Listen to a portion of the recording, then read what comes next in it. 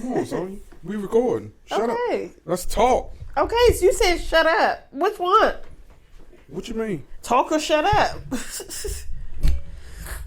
All right, welcome to another episode of MTMJ Podcast with the Wife. Yo. Episode 152. 152. Is it 152? Yeah. Oh, man. So I'm putting my baby to work today. One of the babies. Yeah, one of them. We can only have one at a. We can only have one at a time in here. Can't have two. And he calling me a hater right now, but look, he's like. he want to give the action where they take 333. Yeah, exactly. That is the person he is. Cut. Take, cut. 4. Look, he's so excited right now. He No, you gotta hold it. Hold it. Okay. Yeah. He don't even know what to do right now. He too excited, yo. He's too excited. It's giving bomb. Look, he can't even control his laughter. All right, man, stop. Yeah, I can't even get him going. Be serious. Yeah, so how was your day, babe? My day was good.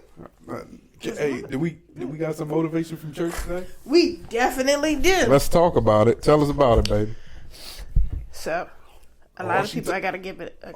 Oh my God, she took notes. Holy yeah! You know how I feel about some good note taking. Yeah. So today was about bitter waters. Bitter. And a lot of people. Oh my God, yo! What is wrong with these kids? A lot of people are living in the times of bitter waters and not turning the bitter water into something sweet, something beneficial, something positive. We harbor a lot of things and we feel as though because we're harboring it, the person that we have the issue and problem with is also harboring it too. Whereas if you ever come across paths with that person, they may hit you with a, hey, how you doing? You like, the fuck? I don't fuck with you. What you talking to me for? When they have forgotten about it, they're over it. They're like, it is what it is. There's no ill feelings. In order for me to blossom and continue to move forward in positivity and receive my blessings, I gotta let shit go. Yeah, just like you need to put that phone on. Hey, shush. I gotta let it go on. So, bitter waters. Right. So, it was basically like Pastor McIntyre always be in our business. He be in everybody's business. Because he be real life. Like, there's no sugarcoating it. It is what it is when it comes to situations. He tell you about, how he went through troubled things. And if it wasn't for God and him actually getting out the way where he could have been, dodging bullets, all types of things. So it just, damn, it's got to be that loud? Not for real. Yeah, keep on talking. So it's just it's good when you can go to a church and you can relate to messages. And it's not saying that it's a negative thing. It's always saying that there's always room for growth in everybody, no matter who they are. A pastor, he said, everybody, whether you know it or not, works for God. Your ill feelings and how you feel towards others, who's paying that? Who's putting that forth or whatever? The devil. He be busy. Like, God knows everything that's going on, what's happening, what's going to happen. It's just that if you don't put yourself in a situation where you release, like, whatever you're holding, if it's to the person, if it's just out loud to yourself. He said, a lot of people always be like, if I fast, God's going to fix this. No. If you fast, it just makes your mind more clear to hear and receive what's meant for you. It's not clouded. It does not mean because you fast that you're going to get that new house, that new car, and things of that nature just because you took this 3 days or a couple of hours to try to say that you were being one and obedient to God. That's not how that works. He said it does not need for somebody to come and anoint your house and put oil all over your walls if you not anointing it yourself. Like, you walking into your house, you walking into an area, establishment, you should just be the blessing in itself. So wherever you go and how you carry yourself should always represent what you feel is a pleasing and uplifted to others. That way that you get away with them bitter waters. DJ, let's go. Oh sugar. Yeah, DJ. You know, the bitter waters was turned into wine. We gonna turn it into some sweet tea. That's some messy tea. No. Strawberry tea. Hey, production. Shut up.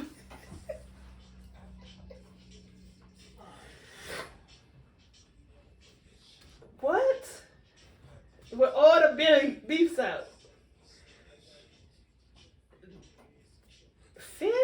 Welcome to episode 152. It's Taurus season, baby. Let's get it. Hey. Somebody's about to be a year older. Somebody's about to be another year older. Oh. Oh. Oh. Oh. Oh. Oh. We done already had our little single in Mayo.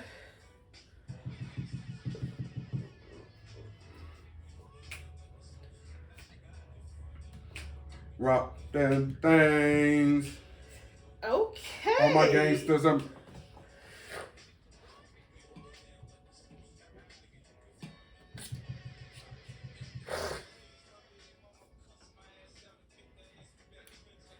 don't worry. This is just a warm-up. It's the 50 for me. It's just a warm-up. Okay. It's like the opener for the main event. This cardio.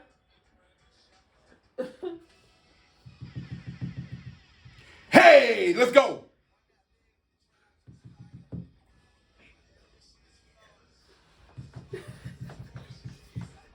Hey, cut it off and cut it back and on. All right, come on, yeah. Let's go. It ain't go off. Hey!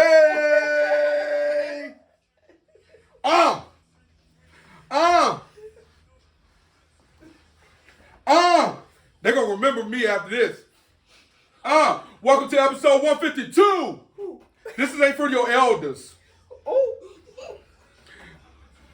This ain't for you millennials. This is for me. No, this is not for them Gen Z. Because we're considered the millennials. Yeah, y'all.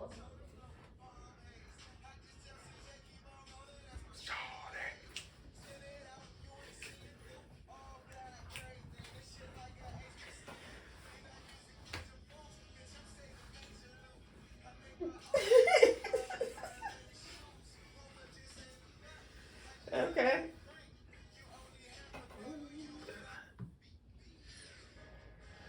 Hey!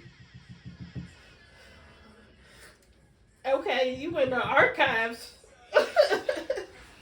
Yep.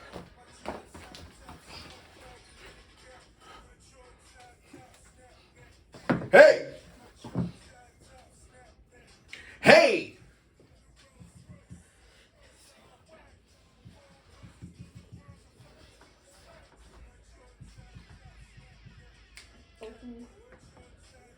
I feel like we got to swag stuff next. Like,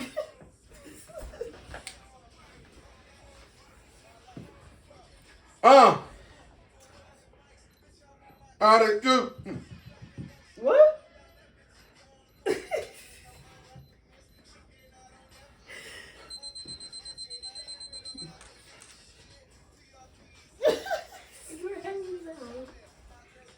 All right, we're going to get this started. We're having too much fun over here. Too much fun. But hey, it's Taurus season, baby. Oh.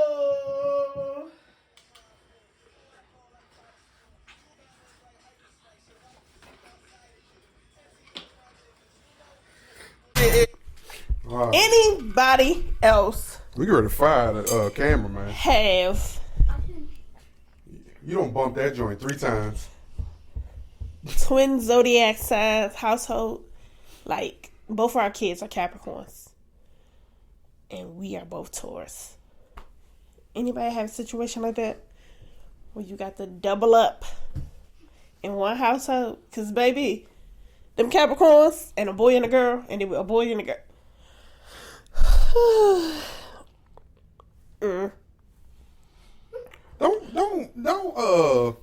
Don't readjust how I wanted to start the pod. Oh, I was just asking because you get yourself together. You can come chime in. I just asked a question. I can't chime in. Honestly, I'm gonna tell you something. I really just had a husband moment. Who? I literally didn't hear a word she said. I swear to God, I didn't hear nothing. I can't even tell you what she just said. Well, go ahead. Because I was too busy looking at this. And I'm like, am I seeing things? Get your thing together. Go. No, I don't want to get my thing together. Go ahead. You already got it up. No, you ain't know what I said, so how I mess you up? That's why it doesn't matter. Go. I was just being a buffer. Let's go. What's a buffer? When you say forever. Go. Just like, come on. That's hate. Like, that's hate. That's hate. You hate it. That is straight up hate. come on. I don't know where to start now. What you mean? So, you know, back when you was in high school, so them high school days, right?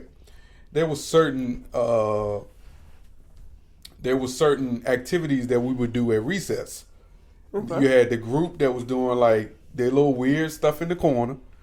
You had the group of girls that thought they was the best set of group of girls, so they hung together. Practice and stuff. You had people that was jumping rope. You had people that wanted to play basketball, and then you had people that played football. Back when I was in high school, there would be one person to throw the football to a bunch of people, and then we would boss them. I really thought that had died, and the kids didn't do it anymore. Oh, no. I was riding past the high school the other day, right? And it got me to thinking like about my high school days. And I saw the kids up the street, and it was a group of kids, about 8 or 9 on one end, and it was just the one person that would throw the football to either the person they liked the most, the favorite person, and they just throw it up. And you know, you as a defender that's trying to get the ball, you doing all you can to get the ball while keeping other people from getting the ball. So it was nice to see. That brought back high school memories for me. You got a high school memory? Huh? You ain't doing it in middle school? No, we did it in middle school. We ain't doing it in high school. But I'm just saying, we were confused around the 7th and 8th grade about what's constituted as middle school, junior high, or high school. And when I was going to school, my high school started at 7th grade. Oh. So that's what I'm saying. What? Yeah, that's crazy. But they consider that, if you didn't go to the high school already, they consider that junior high school. Yeah. Yeah, so that's supposed to be 7th and 8th. Yep. And then high school is 9, 10, 11, 12. Yep. No. There's no more junior high school. Yeah, so my high school days. do you got anything that you remember from high school that you've seen kids do now that made you think about your past? The high school I went to, we didn't have recess. I know, your school was little as shit. Y'all ain't have a playground.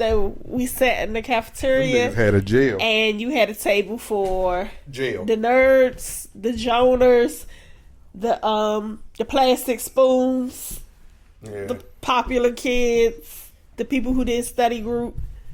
So yeah, that's what it was. They used to do them plastic spoons. They used to jone. Walk the halls, little stuff like that.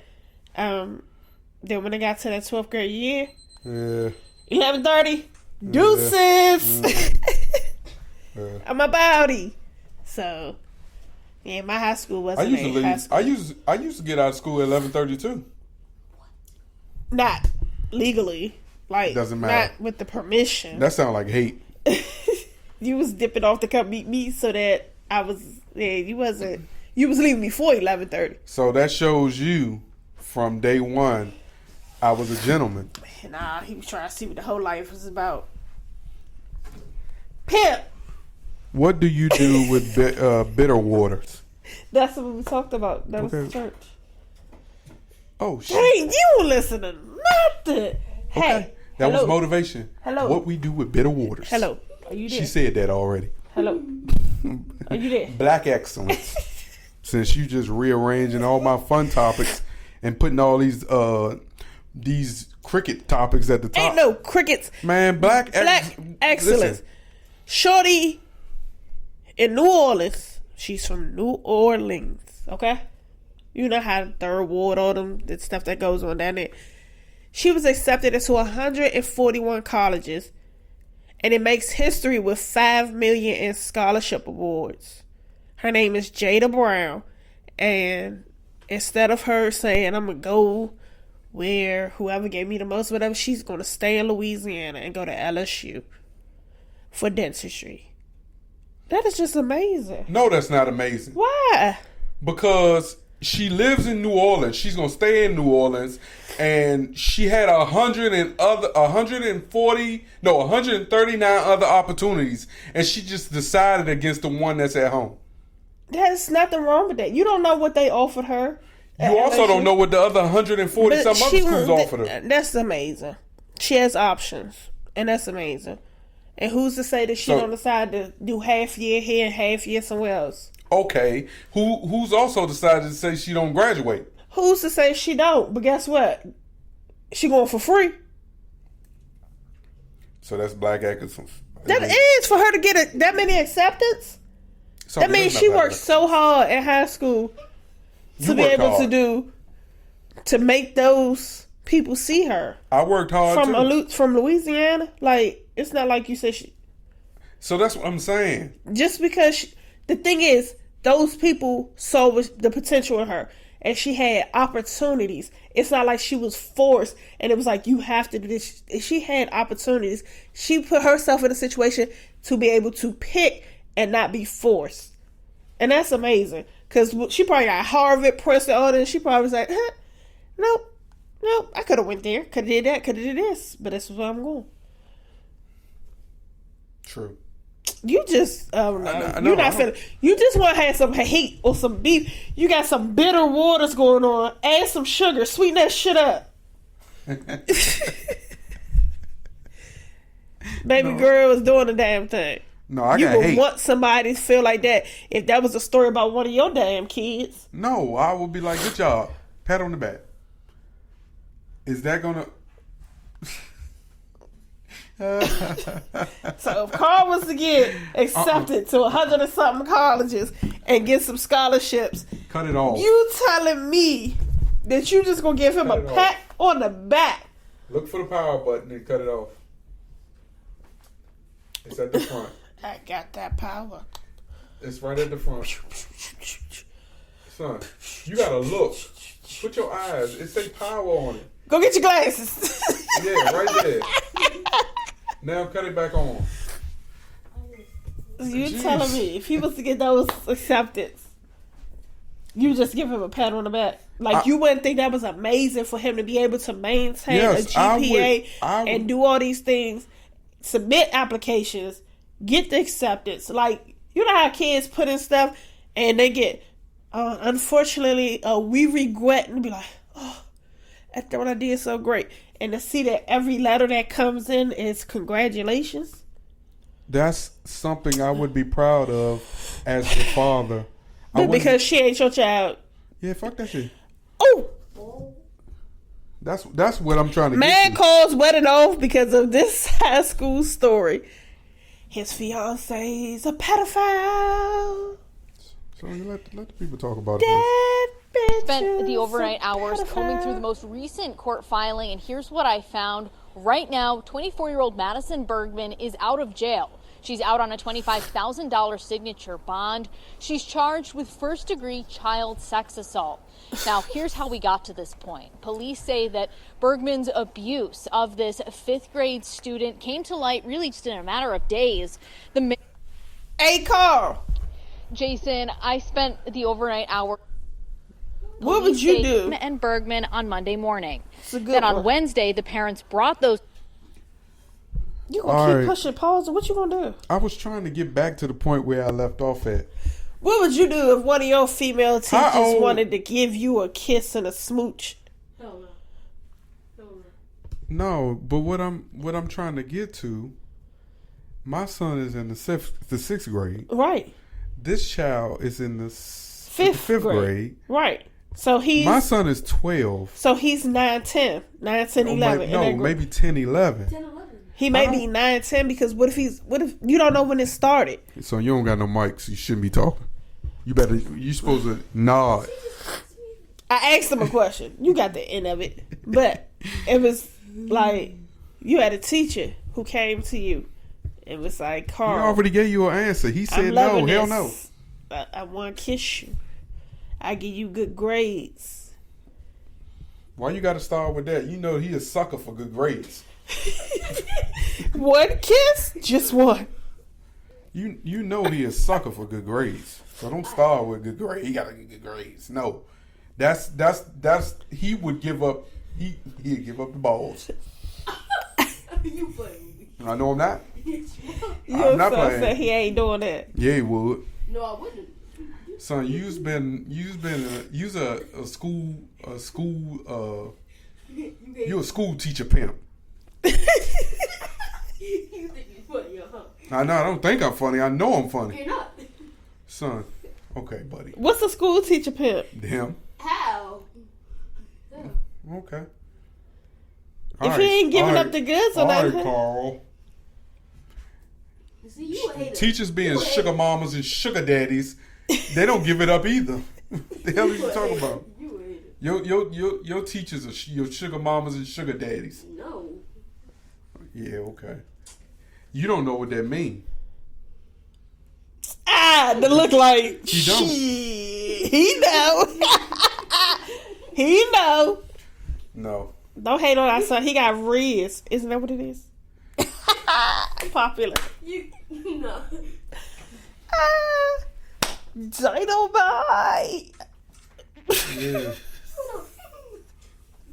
I don't know, man. I just think I don't know what to say about this lady, but it's just funny that her husband just said it's over. Text to River Crest course. Elementary School administrators.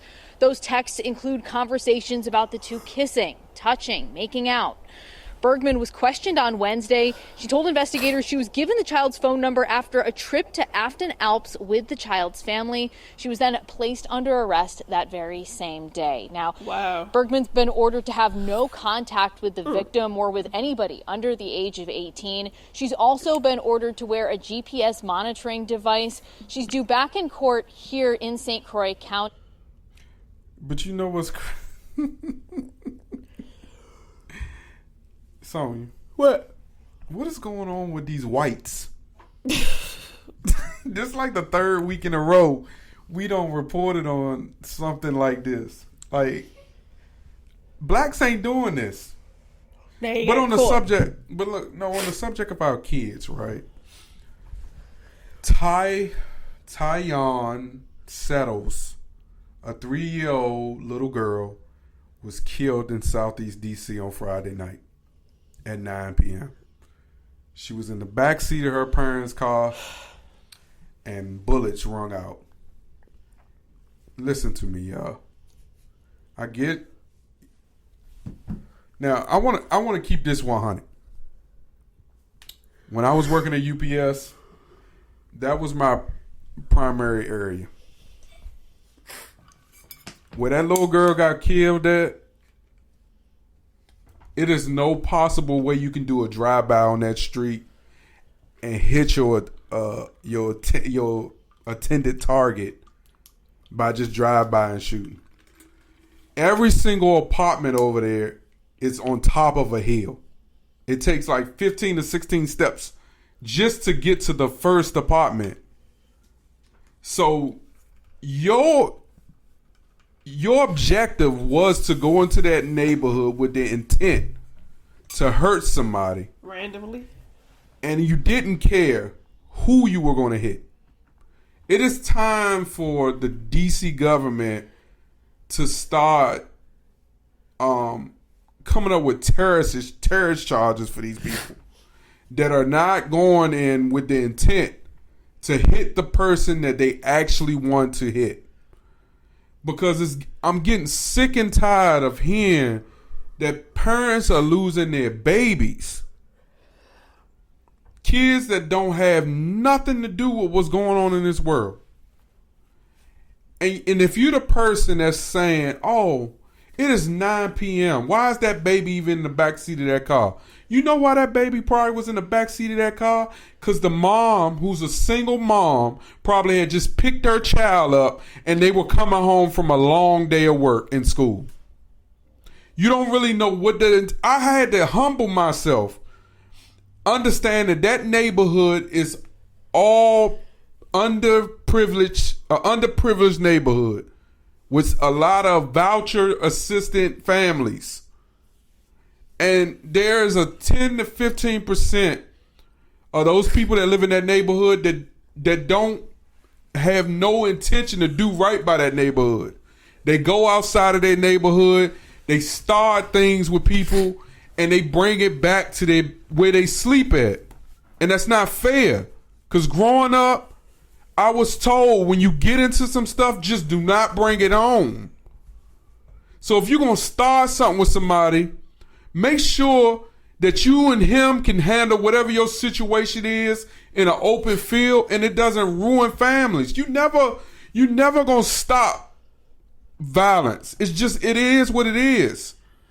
But it's getting to the point now, it never was like this. It's the senseless violence. It's kids who don't have the knowledge to even understand what's going on. They just started walking and talking. Poor baby probably just finished potty training. Like, come on now. That child don't know this. And then the person that bullet was intended for, you should too feel bad. You should be mourning with the parents. Because it's your fault. Y'all keep leaving these neighborhoods, going to the club, starting beef with people based off of just how they looking at you. You don't even know these people. And then they looking on social media, you talking trash to them, y'all talking trash to one another, and then next thing you know, they know where you live at. You know why? Because someone that don't told them. Yeah. And these hoes ain't loyal.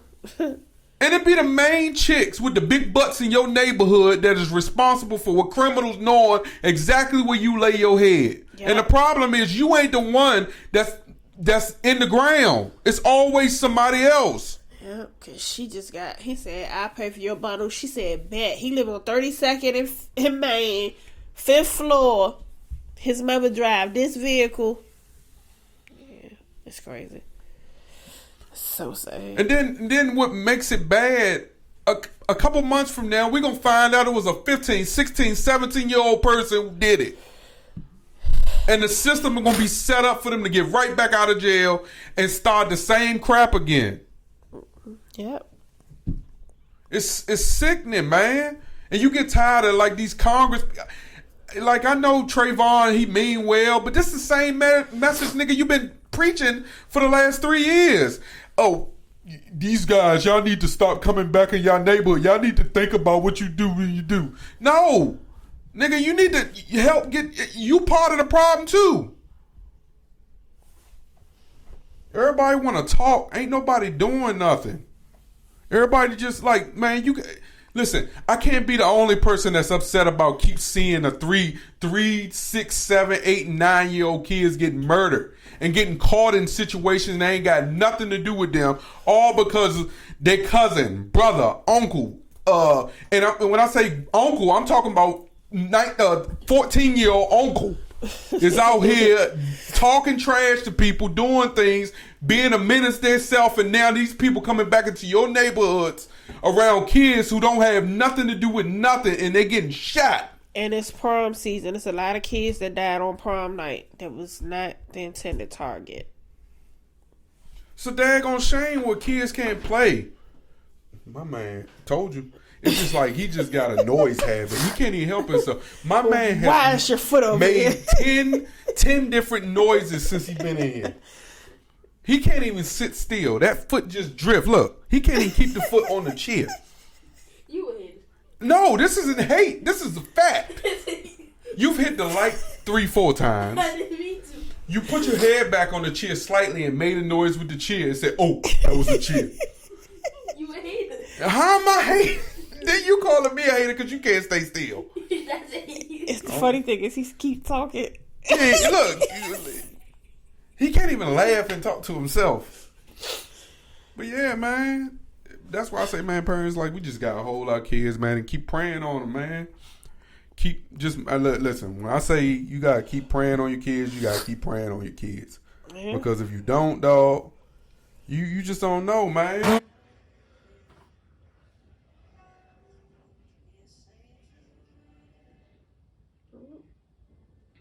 Red pure rain.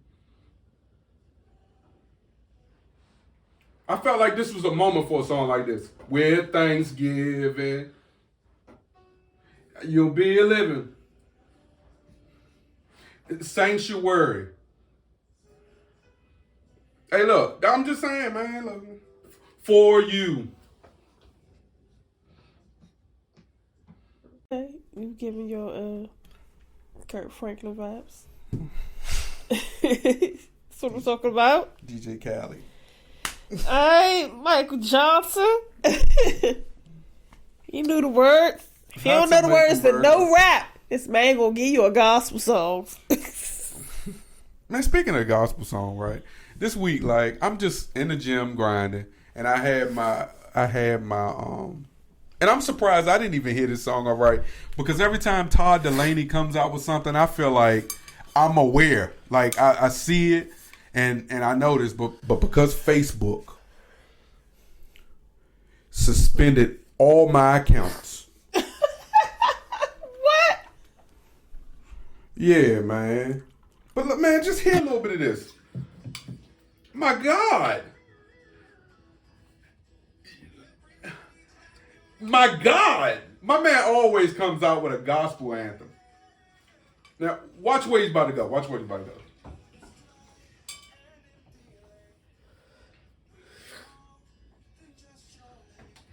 We need your voice, your word. So speak, oh Lord. Boom! It's like my Meth and Son joint.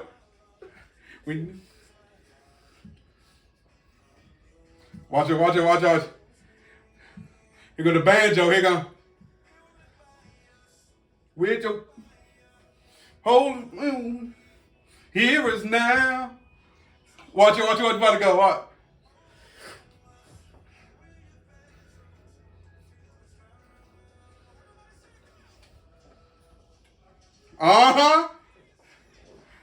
Watch this. Watch that. Banjo time.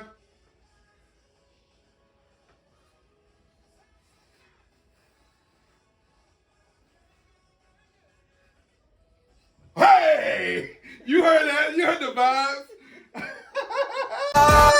You see how he took that joint low and built it back up? Well, I love me a good gospel song. That's what I say. He may mumble and stumble over a daggone rap song, but the gospel, he gonna word for word you. Yeah, man. Can't play with me in gospel music. How to make America a better place to raise your kids. It's hard, as you can see. Don't have none. Don't have none. If you ain't got none, don't have none, baby. Not to say I'm rude, cruel, or insensitive, because I got some. And it's unfortunate that I got to raise them in this world, and you cannot protect them. Like he said, you can pray over them, but even praying over them, they with you. Prime example, that baby was in the car with her mama, and this happened. It's not fair. And it's not fair. They say they saw spiders on Mars. I don't like bugs, but I might have to go up there with them. I left this one part out. And I try to not pay attention to the negative when I hear these types of stories. But they never said that anybody was in that car with that little girl.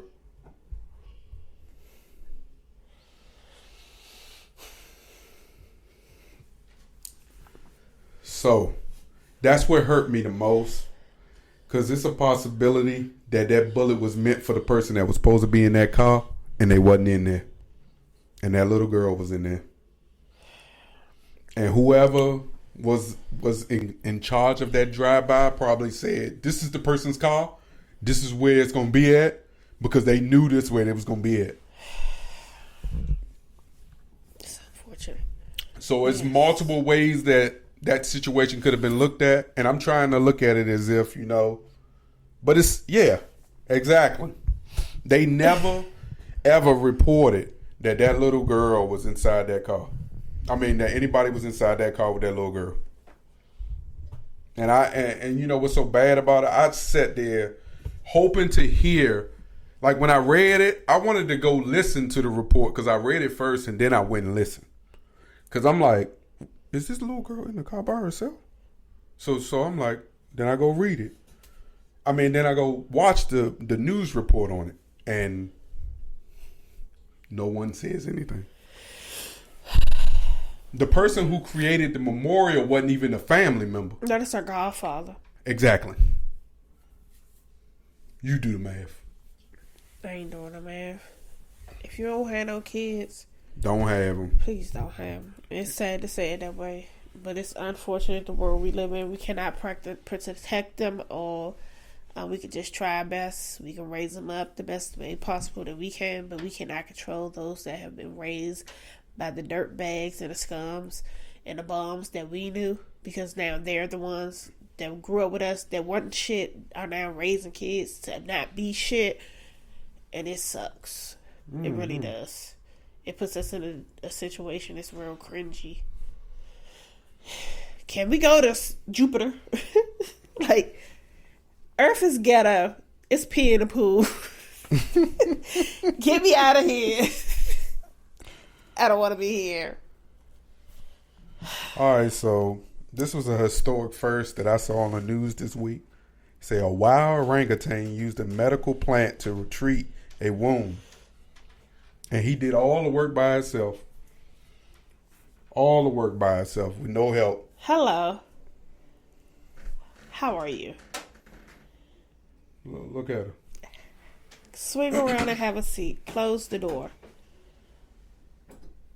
You ain't closed the door. Shh.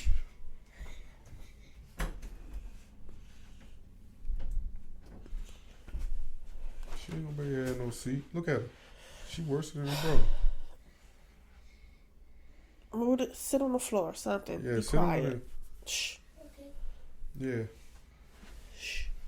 Be careful. Thank you. Don't hit the light. Huh? Don't hit the light. I won't. Yeah, but yeah, this us talking to our second child that just glided her way It's into a the room. family pod. Say orangutan appeared to treat a wound with medicine from a tropical plant. This is the late example of how some animals attempt to soothe their own ills with remedies found in the wild, scientists reported Thursday. Scientists observed the orangutan chew up leaves of a medical plant used by people throughout the Southeast Asia to treat pain and inflammation.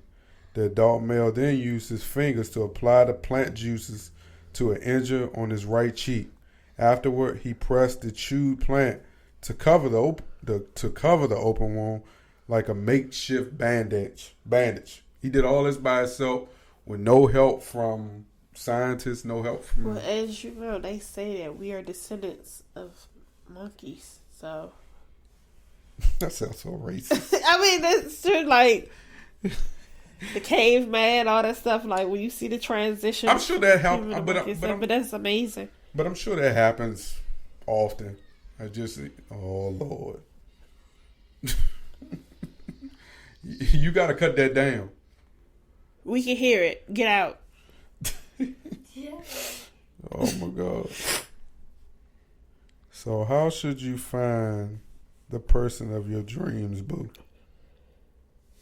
When you are in a relationship and you make that person your mate, instead of trying to say what is imperfect in her or him, and I need another her or him to go with this her or him, recognize that whatever you find in the other one is all in this one too. The minister was talking to some sisters one time. Look what he told them. He said, sisters, unfortunately, you did not marry the man of your dreams. He said, the man of your dreams is inside the man that you married. Get to mining him out. Flip that. Yeah. Brother, you did not marry the woman of your dreams. All right. The woman of your dreams is inside the woman that you married. Get to mining her out. When you are in... So basically, What's that? if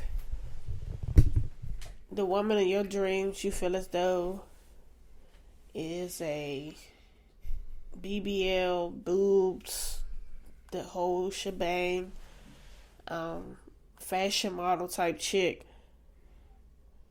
but the person you with isn't that, but she hold down the house, she cooks, she do all these other things, he basically like, you can have that woman to have that look if you support it, give that look, versus saying, oh, I gotta go be with this other chick because she's the look, but she's still missing the support, the holding down type thing. She just want to be the wine and dine. She's just the eye candy, but she basically a blank canvas. That's what you got from it? But that's what I'm saying. Like what he was saying is, no matter who you with, you may think that he said, because he was talking to Nick Cannon. Yeah. Who got how many baby mamas? But that's not what I was trying to get to. But okay, go ahead. What I was trying to get to was basically what I felt like he was trying to say amongst all that other gibberish he was trying to say. No one, when you meet them, is going to be your perfect person. It takes some time to like grow as one, and sometimes you ain't gonna necessarily meet a person in the beginning and they're gonna have everything you want. It's gonna take time for that person and you to grow and for her to develop into your single person that you want. When you meet her, she might have one set of qualities, but she still she hasn't matured into a fully developed woman as it relates to the relationship. So as y'all are together, you're gonna start adapting best practices to, in so many words, you each other learning each other. You will become that perfect person that necessarily wasn't the person in the beginning. That's what I took from it. I wasn't too much paying attention to what the message he was trying to get to Nick. What he said was, you don't get your perfect person. That's why people always try to go for multiple people. Because he said, you may go for multiple people not realizing that the person that you're with is your person. Yeah. But you just have to learn that person. Y'all have to nurture the things to be able to, mold that person. That's like a Build-A-Bear. And some people get in situations where that's when you have the bitter waters, because some people be with somebody for years. You nurture them. You support them. Like on Sisters with Zatima. Like, Karen thought that she was the one for him out. I'm not saying again. Exit.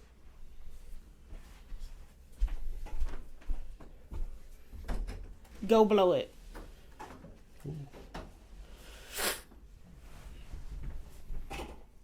So you feel like you done nurture this person, you support them and all this, and then they feel like they've gotten better and they ghost you. So now they're with somebody else, and that other person is now receiving the benefit that you have sold into that person, but they don't see you as that no more. Because maybe what you did to try to show your love and support actually pushed them away in a certain aspect. Mm-hmm. So it's not to say that it's a bad thing. When I was like, oh, he was talking to Nick, it was just the thought process of, what was it? Of course, nobody will be able to know, but what was it that you had to go to multiple?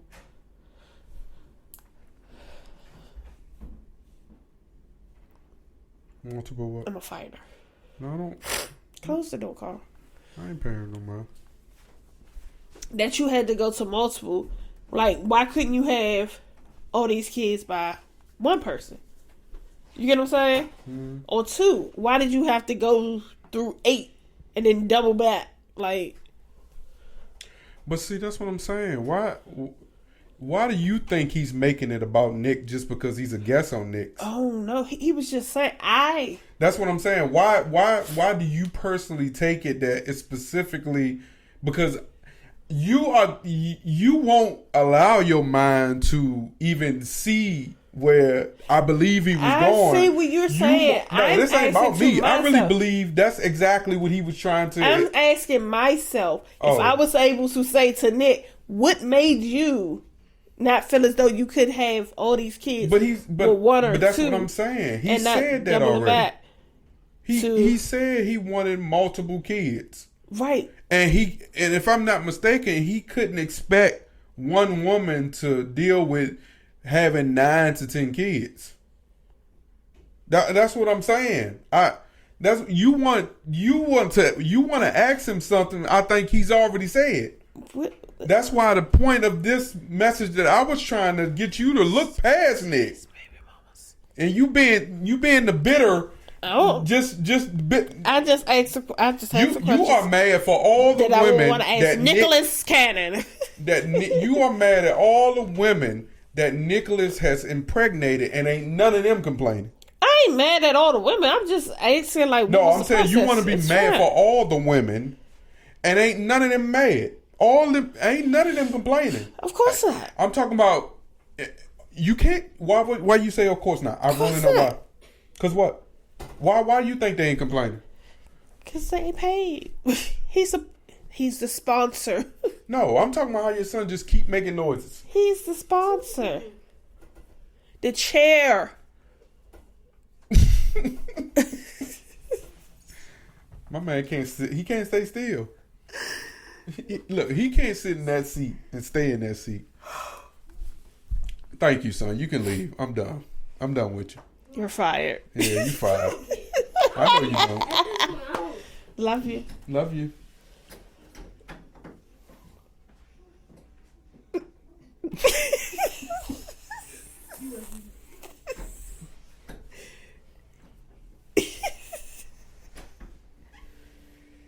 Bye, dog. That's the project of having kids. You do all the things for your kids, and they just sit back and hate on you. Both of them, goddamn hating ass kids, straight up. Oh But man. no, I want you to answer that. Don't think we over that. This is open up into a bigger discussion. Why do you want to be mad for all the women?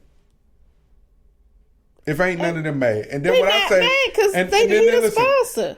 So that's why do you feel they need a sponsor? They don't look like it. Why do you feel like that? What? Why are you say they don't look like it? So you are basing their looks. That's how he got them. They start out as a wild and out girl, and if they not a wild and out girl, they was a DJ or somebody that they were like, endless funds. Yep, I ain't got to work no more. I can start a little boutique, a little hairline, you know. I don't know if that's true. Okay. Because I think the girl that's DJing, she still DJ. She still works. She popular. Okay. That's a shame. That man wanted to sow his wild oats. And because Maybe he he can wanted do to it. choose 5 to 6 women that ain't complaining. I mean, ain't none of these women in the news. Ain't none of them in the news saying, "Oh, Nick ain't paying his child support." Of course not. Nick, He gonna Nick, do that. Nick ain't available. Nick don't come to see my child. He gonna do that. I don't see. I see Nick for months in a time. No, it's only been the one chick because she couldn't have no baby. Boy, y'all see how women be, boy. Women are messy, man. And look, I'm trying to point her in the direction of the sunlight, and she is going towards the heat. She do not want to come with me. Like I'm trying to hold her hand, and then she's pulling me she trying to pull away. She not trying to take grace. She just don't even care. Every time I say something positive, here she go. Oh yeah, all she want to do is never work again. She might get a little boutique. They do be small. They don't be big. Oh my God! Look at Like it. the space don't be no big space. When people normally have boutiques, they're not real big places. Okay, babe. You got it. I still believe that the message that was behind what I was trying to say wasn't about Nick, had nothing to do with Nick. Okay.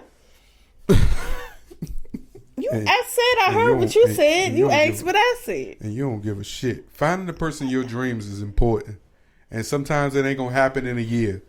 Sometimes it takes 7 to 8 years for you to fully develop into the person of a person's dream. And they fell in love with partial of the dream, but they understood that it was coming because they can see it. Or you never fall in love with the person in your dreams and they just be your person. Holy shit. Am I just your person? Oh, fuck. I don't like it. No, that hurt. That hurt? Yeah, that hurt. Has anyone else noticed that when an adult child chooses to not have a relationship with a parent, it's always, but she's your mom, but he's your dad. You only have one dad, you only have one mom. And it's never, wow, what could a parent do to cause their child to make this decision? Or it's never, but they're your children. How could you treat your children that way? Why is it that the responsibility of the relationship is placed on the child and not the person that raised them? Because the person that raised them could potentially come from a toxic relationship themselves. And sometimes we got to allow that. Sometimes you have to not dwell on that and understand, okay, we older. Like, if the person is unwilling to be the parent, you just got to move and groove. I said today, I'm glad this topic was right here. I said today, right? I was talking to one of my coworkers and she's pretty young, but she said her father's no longer here no more. And my response to that was, after she said, so what about your father? I was like, yeah, my father's not here anymore anyway. My father's not here anymore either, but he's here. And everybody in that room bust out laughing. Because it almost went over their head. But he ain't. He ain't here. But he here. I mean, what can I say? Ooh. But I ain't out here bad talking him. I'm not looking for the closest person in the room to be like, yeah, screw my father. Screw that pussy ass nigga. No. I just was showing my daughter. My father.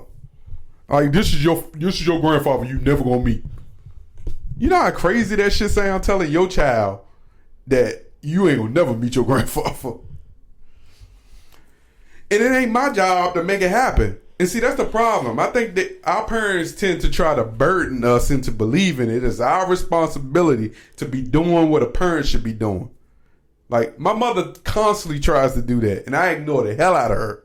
It is not my responsibility to be your taxi cab to come do what your responsibilities are when you make it your business to get on whatever bus you got to get to go to whatever God-fearing place you want to go to.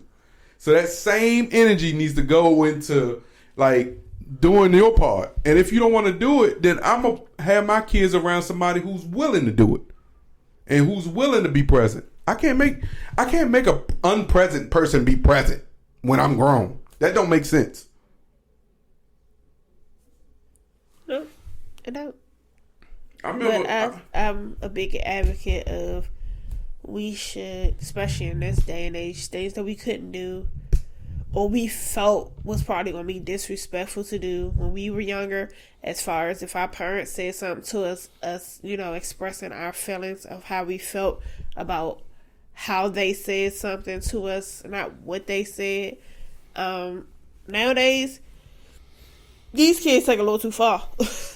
Like, they say stuff and then you say you're going to do, they be like, I'm going to call CPS. I'm going to report you. Yada, yada, yada. It's all that.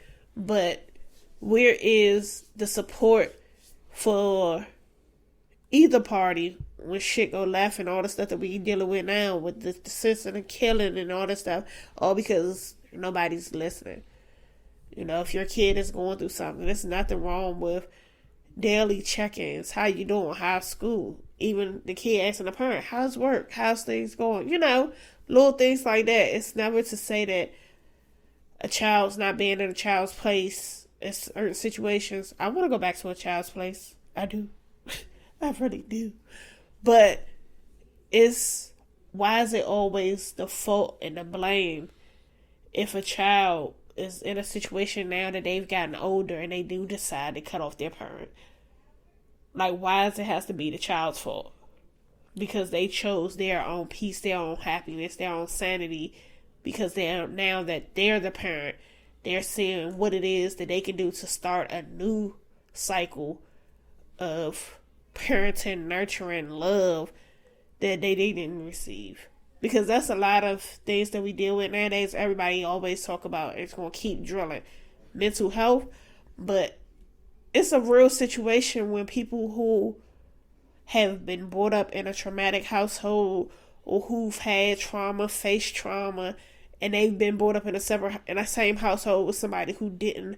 And me, I have a sister. Okay, you would think that we didn't grow up together. You would think we grew up in completely different household states or whatever. When she expressed her childhood and I expressed mine, and it sucks because we grew up in the same household.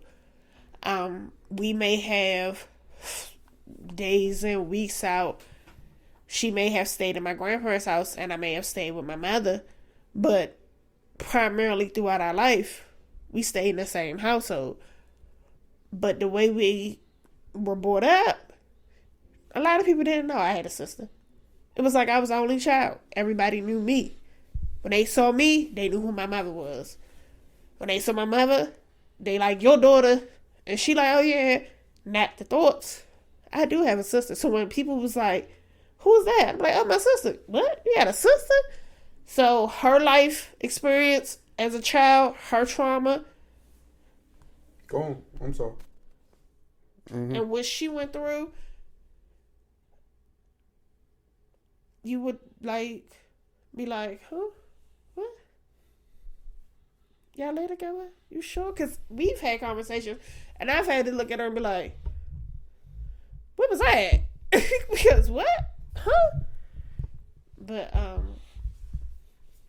those are hard things to deal with. Like as an adult, to hear my sister's stories and things that she now has become comfortable with communicating about and talking about, that shit is hurtful.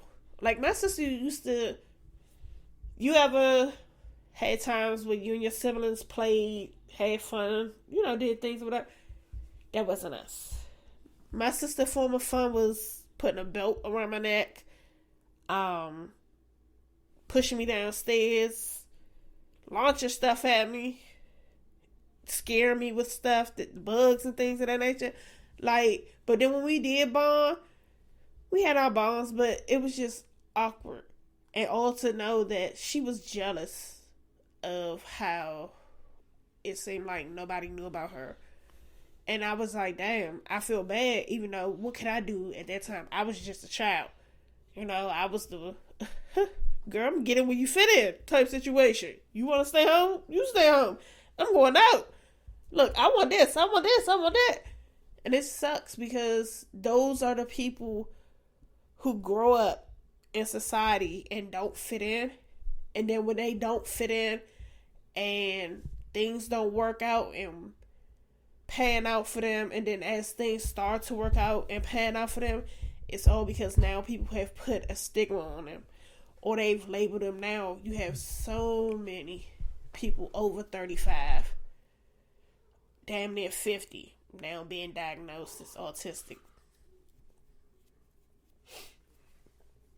So it's like, what can we give these people or put onto them so that it doesn't seem like the trauma, the things they went through was something they could have talked about or they could have dealt with.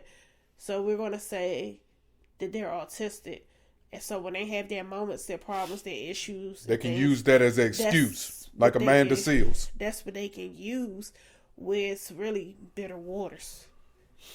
Something that you have yet to come to terms to be able to be comfortable with having that actual conversation. I'll take it a step further. And then when you feel when when you feel in those moments you're not loved enough, or you're not put first, or you're not treated the best, then you start intentionally attempting to harm yourself. And harming yourself might not necessarily mean physical. It could be you doing drugs or doing things that you shouldn't been doing. And that's how I lost my sister. My sister died because she started harming herself with drugs because she wasn't able to get the attention and care that she truly needed, or people just wasn't hearing her. But when it comes to those situations, and that sucks. It's never the love and care that they need from like a sibling or whatever. It's always within the parent.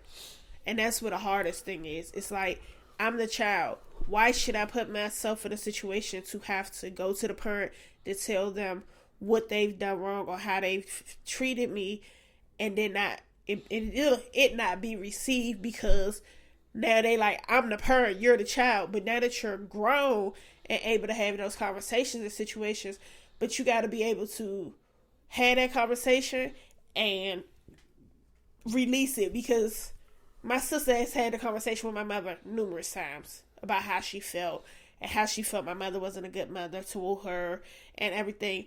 And my sister went in with the intentions that my mother would actually humbly and genuinely apologize and not question or put her in a situation where it was like, you could have done this. Why didn't you do this? But if she never felt comfortable enough to go to my mother, how could she have done any of those things? So it sucks, but my sister is going to harbor those until she just get it as, I said my piece, how I felt, now I can release.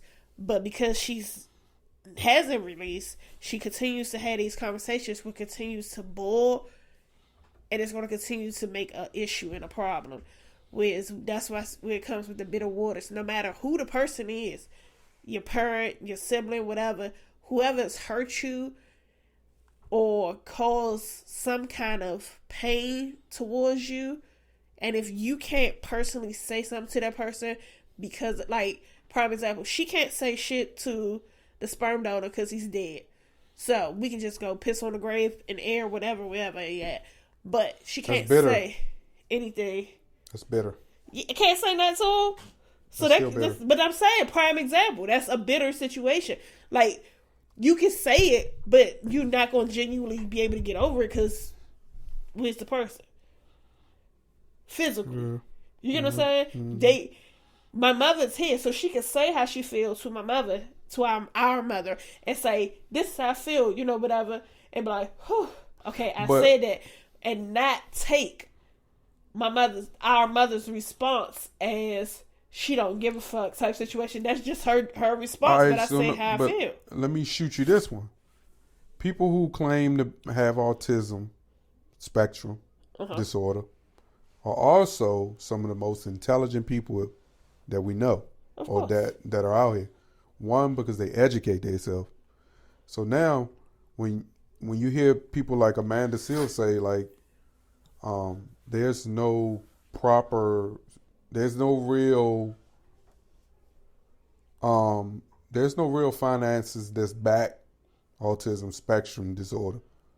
And when you do find people, it's just people that's just trying to diagnose you, to just start pumping you with meds, basically, like that. Right. And but I also understand, like, when you as educated as you possibly can, is there enough information you can find out about your past through reading and through educating yourself that can position you to be able to handle the pain when you're trying to explain to the person who played a major role into whatever issues you may be having internally, when they don't basically care, or where they don't show any remorse. That way you don't then in turn beat yourself up, understanding you were going in not knowing if you were going to get the outcome that you knew you was going to get. No, I'm going to bully you. because I basically was bullied. Now I have the diagnosis to be able to be a bully and bully Okay, you so and play my fence when and play that- the fence with it. Okay, but then when that doesn't work, now what? I'm going to continue to do it. I'm going to always be a victim for it. And you see the exact results that you're But going to that's get. what I'm saying. But they don't process that. I sat there and watched your mom fall asleep on her. You don't want to bring that up on it. So like, I wasn't there. To that, I was. but- I walked right past don't- it. Because I'm a selective nosier. I select when it's time to be nosy and when it's not time to be nosy. I just so happened to be walking into that conversation, and I didn't even say nothing to her. All I said was to myself. I literally walked past her after I said it to myself. I said, boy, she is sitting there crying her eyes out to her mama, and her mother is asleep. Does she not realize she's asleep? And this is what I'm saying to myself. I said, oh, okay, maybe she don't. And I came back, and at this point, your mother was slumped over like a dead person, and she still was sitting there talking. And I'm like to myself, well, she want her dreams to catch her now? Like now your mother's a dream catcher. Yeah, I'm talking about your sister now. What you thought? No, I'm just saying. These people are intelligent enough to understand that one of the big things that people who have an issue, they have a problem with owning up to that issue. Like my wife, for instance. She make mistakes and do things that I told her she was going to do. And she will never, ever, ever say, you know what, babe? You right. In 10 years, how many mistakes she made that I told her not to make them mistakes, and she went and made the mistakes anyway. And then when she made the mistake, she never patted me on the back about it. So it's hard to convince a person that they have a problem and that they need to correct that problem. You know why? Because problems. But the girl of his dreams didn't do that. Shut up.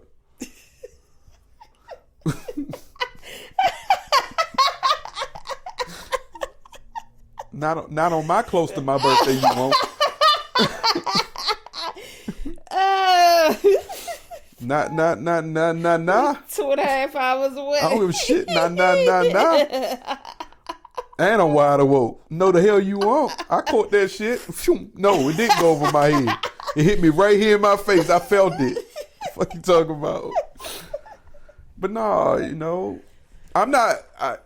Listen to me. There were so many things that happened in my life and my upbringing.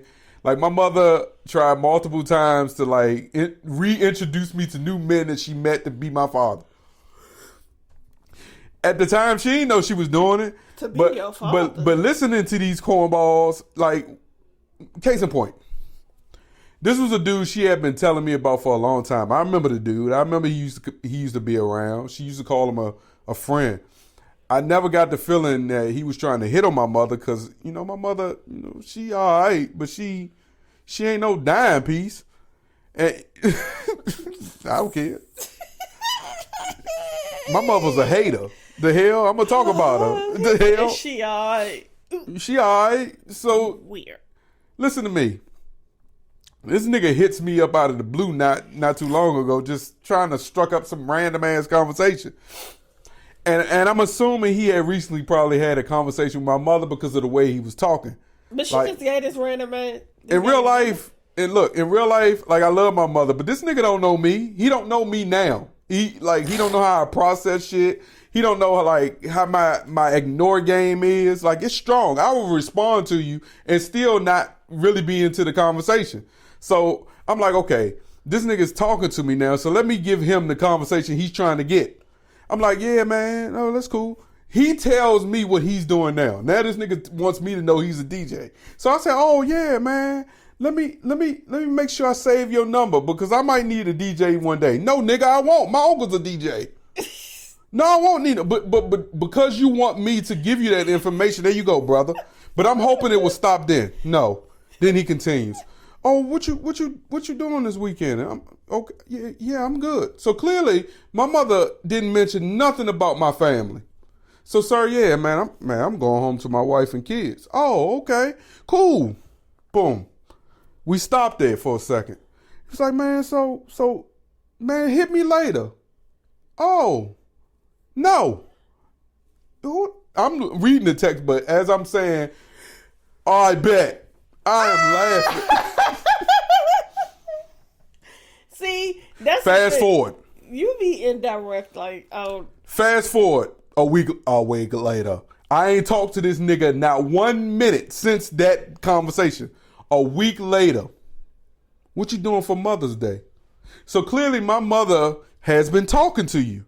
Because she too skips past my birthday to Mother's Day every year. Every year. She woke up this morning after we talked all yesterday, and I told her, man, yeah, I don't know what I'm doing for my birthday on Monday. And told me happy birthday this morning. And I hope you enjoy. So I said, your uncle mixed up. No, she didn't get my uncle mixed. She don't care. She has autism too. This autism spectrum disorder. And I'm telling you, this is how it goes. So I don't pay her no mind. I know too soon, between today and Tuesday, she will be now talking about Mother's Day and trying to plan it for me, for her, while I ignored the shit out of her. Who are you people that was not involved in my life to now try to now involve yourself and then force your life on my life? So now I know you've been having, now I know by telling me what I'm doing for Mother's Day is what you trying to get out of me, that I'm doing something for my mother. No, that's not what you're going to get. I said, oh, I didn't even respond at this point because now he think I'm stupid. Right? He still think I'm Lil Mike. That's what he think. He think because my mother's slow, I'm slow. Holy shit. You're a little bit faster. Nigga. God did. Thank you, Grams. God did. One of the best things that could ever happen to me was falling out that cart and that cart rolling up on my ankle. I'll tell you that now. I take the bad ankle sprains that I have consistently because I got a bad ankle. I thank God for that cart rolling up on my ankle. Because if it wasn't for that, my aunt and my grandmother would have never came and got me from North Carolina. And I wouldn't have never been raised by a saved, sanctified, filled with the Holy Spirit woman who's going to make sure niggas like you can be seen by niggas like me. And not the nigga that you are, but the nigga who you claim to be. Ooh, bars. So, brother, find your child somebody else. Because this 37-year-old nigga ain't that guy. I hurt your feelings. You don't really want me to talk to you because I hurt your feelings. And you don't want me to hurt your feelings. Because at 50-something, telling another dude you ain't never talked to that you's a DJ is a little weird, nigga. Especially when I didn't ask you. Like, sir, I didn't ask you what your occupation is. What are you doing now? He can be doing good. Real good as a DJ. Not talking to my mother.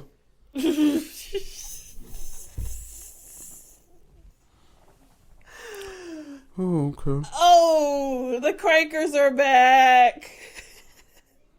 Goddamn cicadas. I can't wait till them goddamn cicadas come back. No. I used to pick them joints up and throw them at her ass.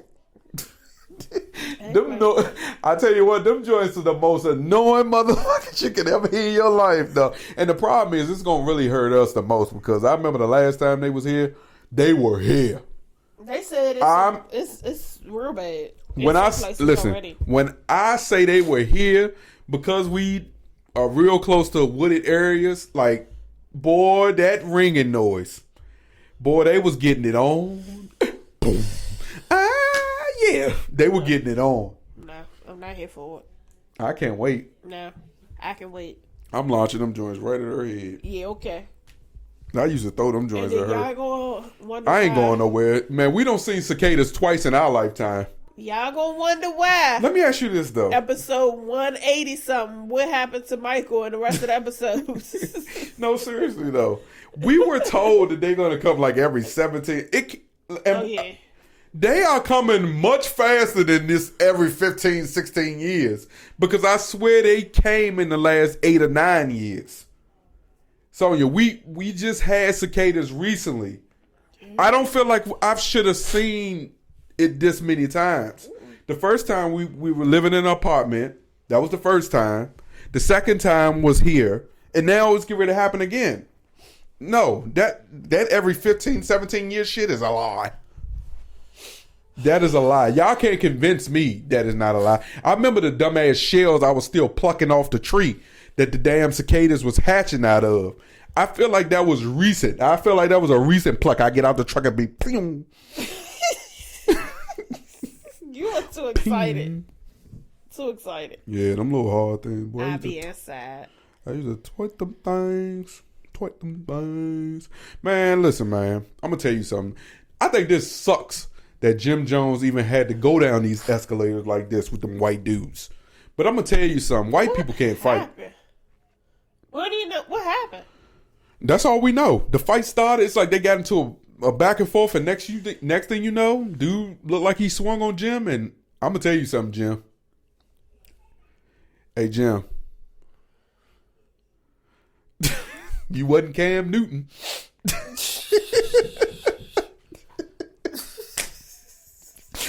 You definitely wasn't Cam Newton, because that nigga beat them drums on your motherfucking head.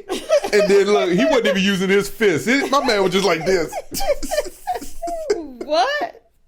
And this and Jim must have. Hey, see, look, I understand what Jim went in the mindset was, like he don't want to get sued. But dude, just sock that man one time. There's enough strength in your hand that is enough strength for both of them white dudes that you were fighting. Don't let that dude get off them punches. I'd have uppercut the shit out of his ass. I'd have uppercutted the shit out of that white dude. Jim tripping. Jim got hit a couple times. He ain't got no bruises because the white man punched like a child. Oh yeah. But see, I didn't see all this. Yeah, but at the same token, like yeah, them little love times. That's what I'm saying. I said I don't care. I know he got hit like a child. But still, like, he shouldn't even had to go through that. He shouldn't. But Jim, Jim ain't gonna let nobody talk to him like that. But still, like, you got a homie, Slim. You could pay pennies. You was coming from a joint. You got a homie that you could have paid be your security. He played the white guy victim. He was like, "It's him," and she went and jacked up Jim real quick. Like, that's what I'm saying. Like, you gotta. I ain't telling you to fly private, huh? I ain't. Girl, I got upset. Press play. Man, you ain't got it no more. God damn it. Yeah, we back. God damn, man. We gotta take a break because niggas out here holding their snot in and shit. Man, my allergies, don't nothing work. Yeah, but Jim Jones, man, he shouldn't even have to go through that situation. Them two old ass men, I hope they hurting today. Because the way they trampled the old man that they rolled over top of. And I would do that nigga is suing you. Jim, I'm sorry. That nigga is gonna sue you. The family member, that old man that y'all rolled over, they are suing the brakes off of y'all ass. I'm telling you. That's why you need to not be flying regular. It's got to be like Delta Economy Plus. It's got to be something that you rappers, I don't even care if you a cheap rapper.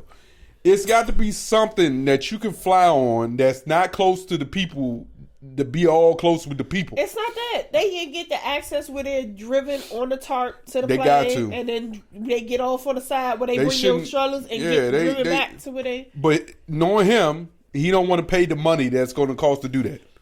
I'm sure it's a membership you could probably pay into where you can avoid those type of situations. Because why you think they jumped you and it was on you, that old man that y'all rolled over, he is going to think that you were the problem child.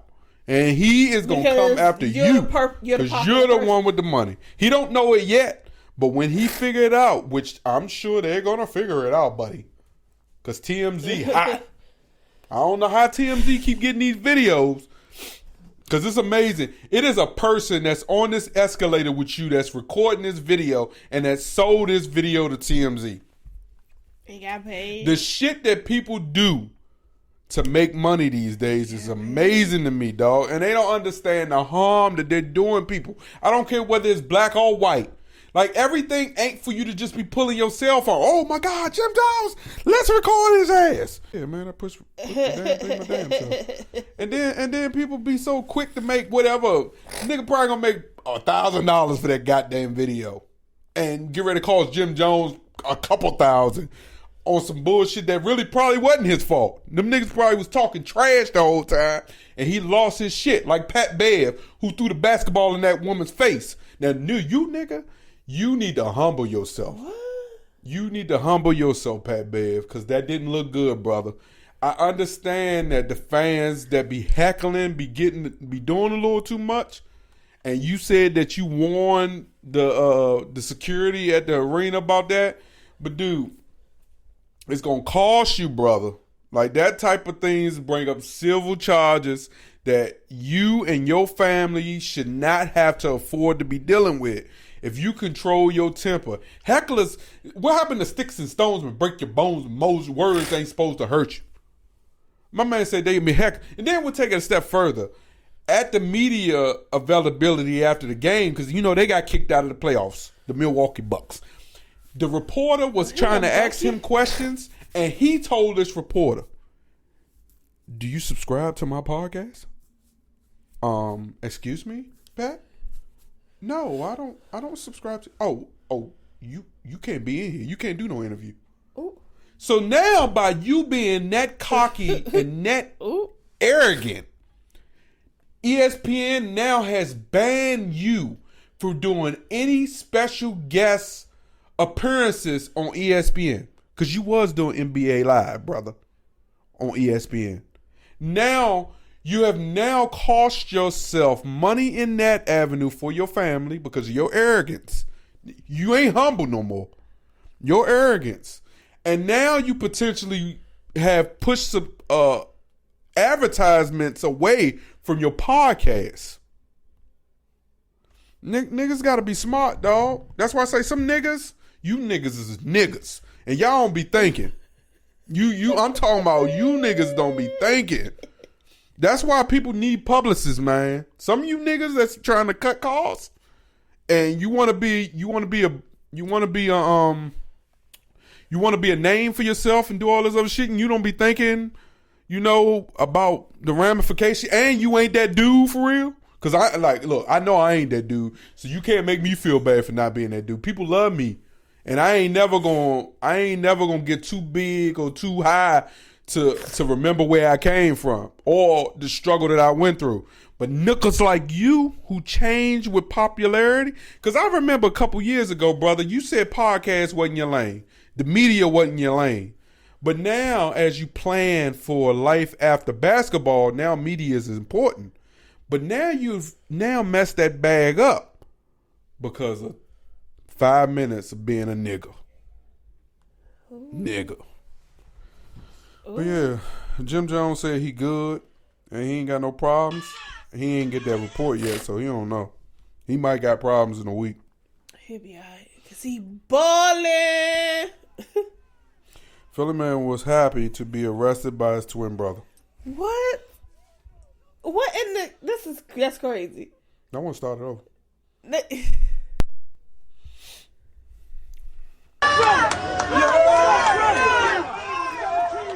So the noise that you hear in the background is the crowd celebrating. His twin brother literally has him in handcuffs and is putting him in the back of the paddy wagon van. And he is excited about being arrested by his brother. That is some wild ass shit. And the brother is sitting there laughing like shit that his brother's a criminal. Man, I want to see what the comments got to be. Free food. What? You've been out here doing your thing on the run, whatever, and it takes your brother to get a whiff of it to turn. What? Well, at least that should show his brother should get promoted. You know why? Because when you hire people like that and you find out that their brother is a criminal, They're twins. because remember, when you apply for jobs, you are definitely guilty by association. So they're gonna start questioning you about like your associates, and they know that his brother is a criminal. And the biggest question they probably had: if you ever had an opportunity to arrest your brother, would you do it? Oh, I arrest this monkey ass in a heartbeat. Hey, shit. He already understand it. I told him. I said, when I join the police department, nigga, you can keep on doing this bullshit you want. But I promise you, if you come past my cuffs, you're in them. Yeah, facts. Did you do anything in this jurisdiction? He should be promoted. That whatever city this is, y'all should give him a raise because he proved you wrong. Because you thought he was going to aid and abet his brother. Nope. Pay that nigga. My man was excited. My brother got me. Yeah, y'all need to. I'm gonna say it because all of you are afraid to, and we all know that it's the truth. I don't care how much of a hot take it is. Sexy Red deserves a Grammy for Best New Artist. And I don't care what your opinion is, because you cannot argue. She is literally one of the most hard-working rappers in the entire past year. Her music incites something out of people. She has leveled up her career so much in such a short time. She had a baby and popped out on a tour the next week. Like this, she is working hard. And the only reason she's not going to get that Grammy or maybe even a BET award is respectability politics. I don't care what anybody says. Respectability politics. I don't think she'll get a Grammy. She getting a BET Grammy. award. She gonna get a Grammy. Yeah, BET award. Sonya. She gonna get a Grammy. If she get a Grammy, that'd be good. She gonna get one. I hope she get one. You know why I hope she get one? Because then she would inspire all the other hood rats to come out and show you that they can do it. I just respect Hood her rats hustle. need love too. I just respect her hustle. I do too. That. It take a lot for a woman to come right out from popping a baby and get right back on the streets the next day, shaking that ass. You know how hard With it a pad is? from the front to the back. Nigga act like she ain't got no Still pain, bleed. ain't Now that bleeding or nothing. joint, Out there let shaking that coochie ass. breathe. Shake that ass, bitch. Oh, just had a baby. Hands on your knees. Hands on your knees. She said, baby, I gotta snap back. Tour time. But I'm gonna be honest with you. She is that chick right there is being honest though. If she don't get it, you know that her antics probably played a role in her not getting any award. You gotta respect all them songs that we thought was ghetto and all that shit. After a couple plays, that shit got a bop to it. You can't help it, literally. And there's women that really be out here. There's women that really be out here bopping to it. And I mean, really, I'm not talking about dancing either. I'm talking about bopping to it. Like literally. You go to your nearest hole in the wall strip club, they bopping to it. Speaking of bopping to it, I got a story from the strip club. I don't do strip clubs. We should do a strip club together. No shit. So I went to a strip club, right? Why? I'm in a strip club, right? Never told this story. I'm with one of my boys. They got the best wings. Right? He talking to this chick, right? I'm getting ready to throw my little $20. I'm just gonna throw the whole $20 because you're not getting no more. $20. Pow. Right? It's more than one dancer. Just that one dance. Pow! $20. I'm done. I look over. This said stripper is now giving my man some head. Amongst everybody in the club. No private room, no nothing. You know what that taught me, what I learned that day? Avoid that strip club at all costs. What? There's nothing but A's in there. And that has come to the end of episode 152 of MTMJ Podcast with the Wife. We thank you for joining us for another week. You feel some type of way. So if you want to get some pop, it's gonna be out there for everybody, and you feel like for joining ain't gonna be right. Another episode of this amazing episode with a husband and wife of MTMJ Podcast with the Wife. Make sure you subscribe, comment, like, And tell that share, man happy birthday. rate, Happy review. birthday. Follow us on all social platforms. And we are out. Peace.